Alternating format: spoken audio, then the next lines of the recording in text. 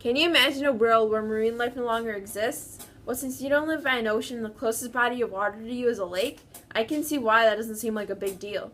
But the truth is that no matter how far you live from an ocean, oceans still affect your daily life. For example, the plankton living in oceans make up more than half of the world's oxygen supply. If you didn't have them, you wouldn't be breathing right now.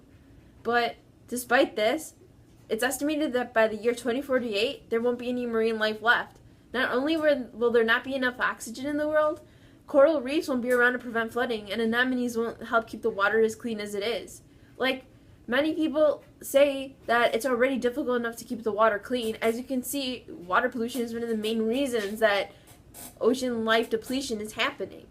But without anemones, it would be even worse. Where would we get our drinking water from? There's no way that we would be able to keep it clean enough to manage.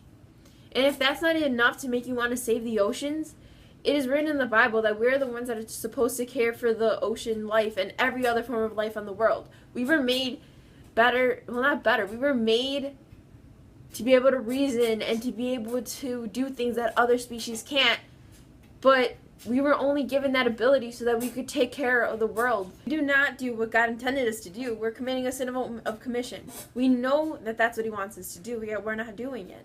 We don't care enough to do it. All we can care about is making more money by fishing more and just causing more damage than necessary.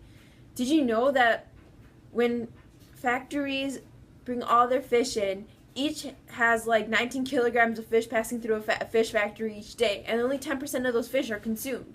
It's a complete waste of marine life, and this is just making us more sinful than need be. And it's obvious that the virtue of stewardship is needed in this situation, but humans don't really care enough right now. And the problem is that they care more about what's going to happen in 2035 with all these new sports apps and all these other things than about marine life. And if marine life didn't exist, we wouldn't be able to either. And there are simple ways that we could completely change this whole situation.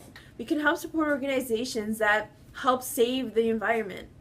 And we can carpool. We can reduce our carbon footprint by like carpooling and every other. There's just many ways. Everyone has always had someone go and talk to them in their grammar school telling them how we can save the environment. And we always kind of shrugged it off and no one really cared about it. But the truth is that that's the only way we're going to be able to stay alive. And honestly, we shouldn't do it because it's just for us. And we shouldn't do it just because we just can't be so self-centered.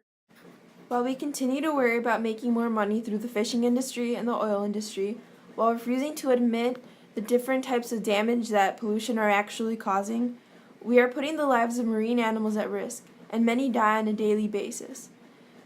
As you can see, this violates the fifth commandment, which states that we shall not kill.